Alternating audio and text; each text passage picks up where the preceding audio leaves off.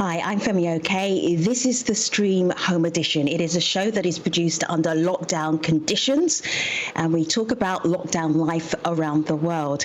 Today, domestic violence, gender-based violence, child abuse during the coronavirus pandemic. And this topic was suggested by a regular viewer Shivans Trivedi.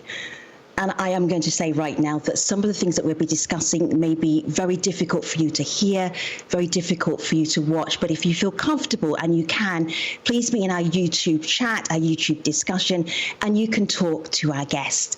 Let me introduce the guests. Hello, Rachel. Introduce yourself. Hi, my name is Rachel Louise Snyder. I'm the author of No Visible Bruises. What we don't know about domestic violence can kill us. It's so good to have you. Hello, Mandisa. Welcome to the stream. Tell us who you are.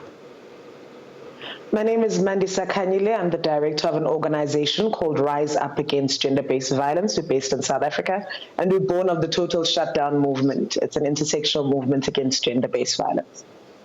Welcome. And Anita, please introduce yourself. Welcome, Anita. Thank you, Femi. Hello, everyone. I have a really short title. I'm Assistant Secretary General and Deputy Executive Director of UN Women. And for those of you who don't know it, UN Women's the flagship entity in the United Nations system dealing with gender equality and women's empowerment. Great to be here. Yeah, it's good to have you, all three of you ladies. This is a hard topic to talk about, but I know you'll be very candid and share stories and take us around the world in our conversation. But first of all, for you, Anita, you have given, or UN Women have given, what is happening now with lockdowns around the world, a very short description. You've called it a different kind of pandemic. Tell us the name you've given it and why. We call it a shadow pandemic because it is as big a problem as the COVID-19 disease, but it's been hidden and it hasn't been talked about enough. It now needs to come out of the shadows and into everybody's lives as a problem that we all need to worry about and solve. That's why we call it the shadow pandemic. Mm-hmm. Rachel, I think one of the best things to do to understand what is going on in lockdown life for people who are living with their abusers is to share an example. Can you do that for us? Sure. I mean, unfortunately, I've had a lot of terrible, terrible examples. I spoke to a woman in Texas a couple of weeks ago who said that her abuser, she has a 50-year lifetime, essentially a lifetime restraining order against him, and he was on a GPS bracelet and just went before the judge and said, well, you know, there's no point in me having a GPS. I'm in lockdown. So can I have this taken off? You know, when you're on GPS, often you have to pay for it yourself. So the judge was lenient and took it off, and now she is living in this absolute state of terror, expecting him to show up at her house at any time. She won't let her dog out after 8 p.m. She has extra cameras around her house, but it's a form of terror. I think shadow pandemic is exactly right. It is a form of terror that is absolutely anxiety-inducing. I've heard of other stories where people have been using COVID-19 as a way to keep children away from ex-spouses. One woman called a line in a response line, an emergency line, and said, you know, my husband is spitting on me because he thinks he has COVID. So these are the kinds of stories that are coming out. It doesn't even have to be a punch, right? It's this other type of coercion and fear that they're using. Mandisa, you are seeing people appealing to your organization via WhatsApp in South Africa. Can you explain what's happening? Okay, so currently the reporting mechanisms for gender-based violence in our country are that you call in to a call center and then they dispatch emergency services to you or whatever resources you require. But then we have communities where people live in shacks or in one-bedroom apartments where the perpetrator would be in earshot distance. So as an organization, we then started a WhatsApp line so that they don't need to hear you, and you can call for help and send us a GPS location, and we will essentially update you whilst we bring help to your door. We go directly to survivors and we physically remove them with police services and move them to places of safety. Some of the stories that we've seen, particularly one of our first survivors, the gentleman, even though we were there with the police, still tried to assault her in our presence. Over and above that, he wouldn't let her leave without taking her shoes. He was like, I bought you these shoes. You are not going to leave this house without your shoes. She left barefoot with absolutely nothing to go to a place of safety. Those are the kind of situations that we're seeing right now on the ground. And it's really horrific for women. It's horrific that their voices can't be heard, that they don't have access to their immediate circles of support. So they don't have access to their friends, their family, their colleagues, people who would usually notice a bruise or some kind of sign that something's going on. And they're now trapped with these perpetrators in the homes. I want to ask you, Mandisa, because the texting is something that I've seen a lot of response lines in the U.S. where I'm based actually be nimble enough to switch to very quickly. But what I've heard literally all across the country, I've talked to people, and the thing that haunts them are the survivors who call up or who text and say, I'm calling because I texted because blah, blah, blah, right? And then they hang up because they can't. And then Mandisa, they're about to be caught. Yeah, and what we've heard is that in South Africa, in the last week of March, there were over 2,000 cases, which is 40% more than the same number of people who'd called in 2019. Is that true? Definitely true. Also, what we found is there's an extreme spike because we've got different hotlines. So we've got a rape hotline, we've got a domestic violence hotline, and we just have a general gender-based violence hotline. And all of them have seen drastic increases in terms of numbers calling in particular. We're also seeing an increase specifically in rape within the household. So opened cases of children being molested by either a father, a sister, or someone in the home, or alternatively, you're finding that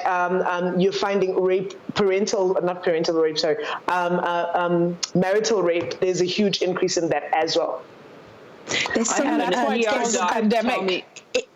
Oh, sorry. If I may, just let me squeeze in just a little bit. I'm just looking at a tweet from the United Nations Population Fund, and they are just sharing the impact of COVID-19 on women and girls.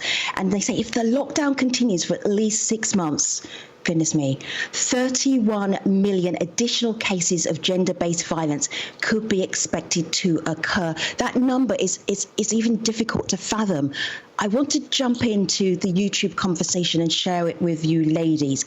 Anna Design says, I think domestic violence existed with these families before, but this pandemic has brought it more to the front and people feel trapped. Anita, do you want to take that first of all? Yes, I think she's right. Women are not safe at home. The place where you should feel the safest is your home. And actually what this pandemic is showing is that home is not a safe place for a lot of women. And the reason, by the way, we call this a shadow pandemic is because the definition of pandemic is something that's global in nature. So this isn't happening just in the US or in Texas or in Europe. We're seeing it in South Africa. We're seeing it in pretty much every country in the world. And so I think there is really an urgent need for governments to come out and say, you know what, we are fighting a disease, but we have another public health emergency, which is domestic violence. Call it a public health emergency and give it the attention it deserves. You've got large stimulus packages that governments are managing. They're trying to prop up their economies. Are they focusing on domestic violence as part of the stimulus package? That's one of the things that we at UN Women are asking for. We're saying this is a public policy issue. Name it and fix it. Fix it by spending on shelters. Fix it by spending on law enforcement. And let's get the private sector involved. Let's get telephone companies to give away free services to women who need to call. Let's get pharmacies and other institutions involved that can be places that women can go to.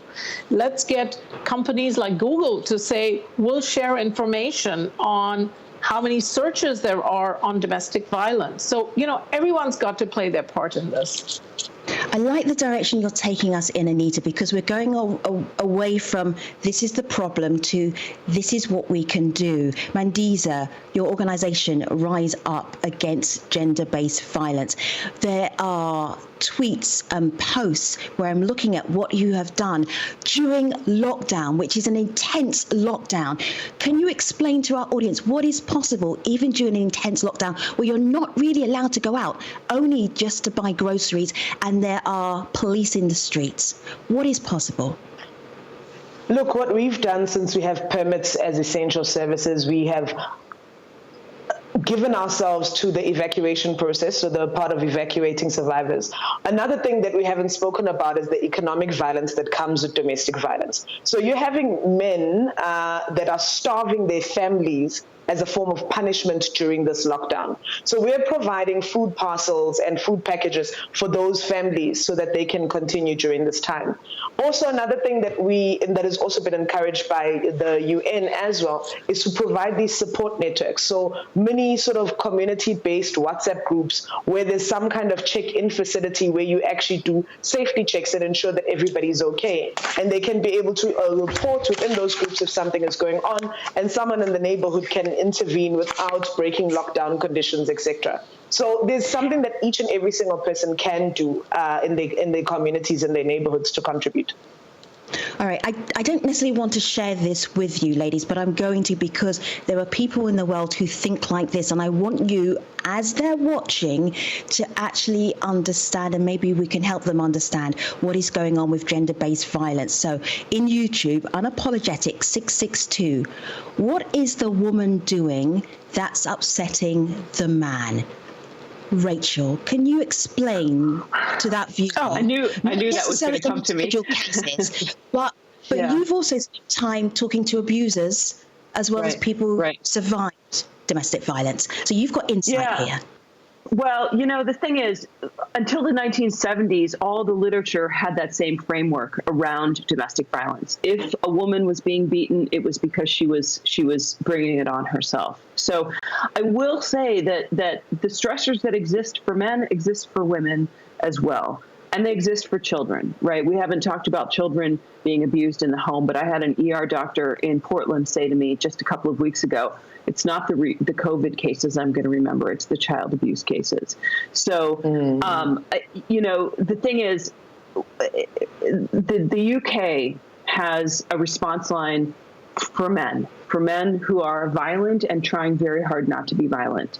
Those calls to that response line are up 200%. So there is a cry for help, not just from women and not just from children, but from even from some men, even from some people who are the violent perpetrators. The advice that I am giving to women in a violent situation or a violent home right now is totally different than what I would have said 2 months ago, right? 2 months ago, I never would have said, be passive, don't provoke, de-escalate as much as you can. These are not pieces of advice that I as a feminist would have ever given. But that's what I'm saying now to women, right? The goal is to get out of this pandemic alive. So Elizabeth Rainey is asking this, and this is, I'm going to throw it to all of you ladies. Elizabeth Rainey on YouTube. If quarantine will be our new normal for a while, what options do people have to leave an abusive situation? Mandisa, you start, go ahead. I specifically want to talk about this because there's countries that have adopted this model, and I'd like to see it adopted world over, including in my country, where the perpetrator gets moved to the shelter instead of the survivor.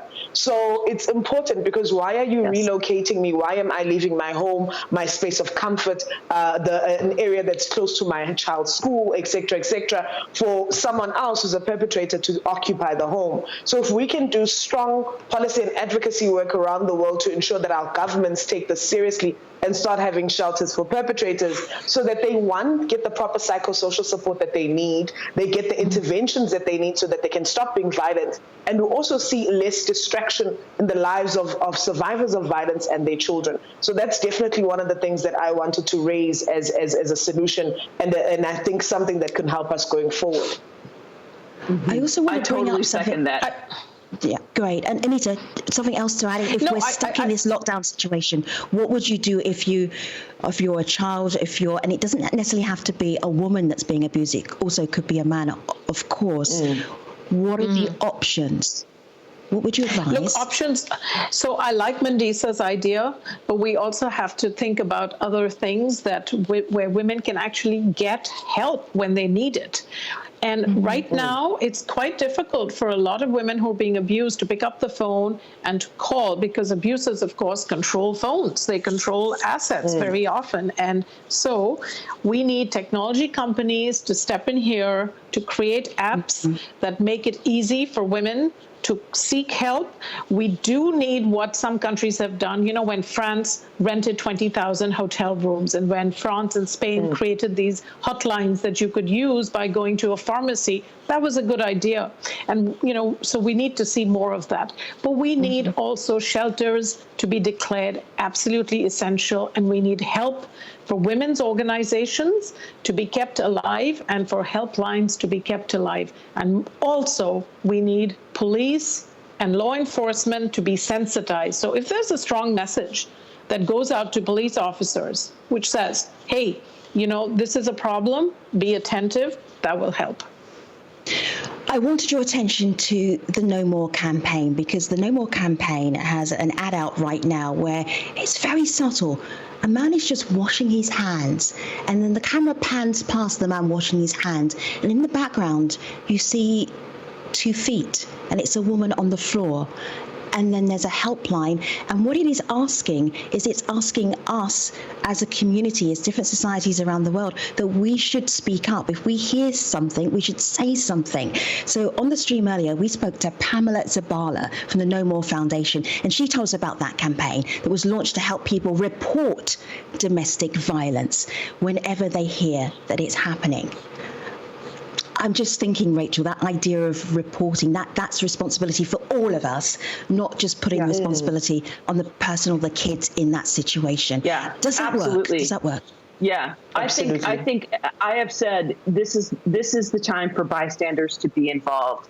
You know, one of the things that is in fact a powerful reducer is having eyes on a situation. And as neighbors, as friends, we can call our family members, we can call our friends and check in. We can come up with code words. You know, Anita mentioned France and Spain with the Mask 19 campaign. What I think is effective is for a victim to come up with a code that is particular to her situation. And so I think we absolutely need to get involved.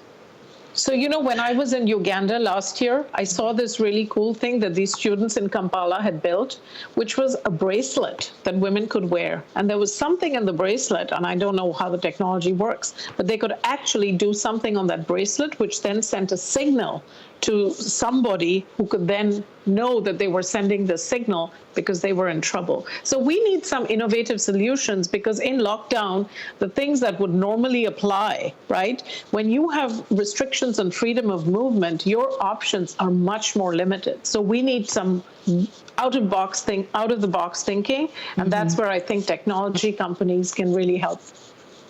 Talking about out-of-the-box thinking, I want to bring in Andrea Gunrad. She's a Vice President of Public Engagement at the Canadian Women's Foundation. And we spoke to her earlier on the stream. One of the things that she said really struck us. She was equating domestic violence to a global disease, and that governments should mobilize to tackle it. And Anita, that's exactly what you're saying. Do you feel that, and you've been saying to us during the program, do you feel that somehow where we are now with our lockdown lives and people who are being abused, stuck with their abusers for how long do we know? We don't know. Do you think that is going to change the way that governments, authorities make policy? Yes, I actually see this change coming. So UN Women did this policy brief. I'm holding it up. Oh, right? Goodness, she which came was ready. On the impact of COVID on women, right?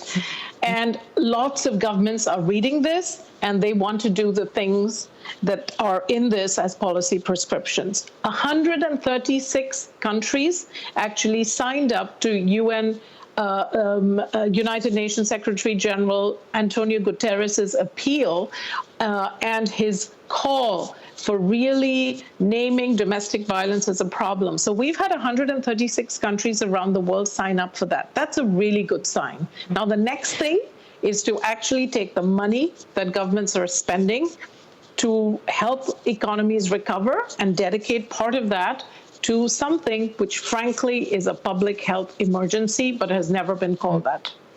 Mandisa, go ahead. Definitely, I want to see resource allocation to the response for gender-based violence. If there's nothing else that you hear from today, it's that resources are necessary. This is not going to go away. It's not going to disappear into thin air. Resources are necessary. Women's rights organizations around the world, including UN Women, need to be better resourced. We need to start seeing governments taking issues of women seriously and actually putting their money where their mouths are, especially corporates. Women are more than 50% of the global population. We are giving you the money to continue to operate, and you need to start treating us as such.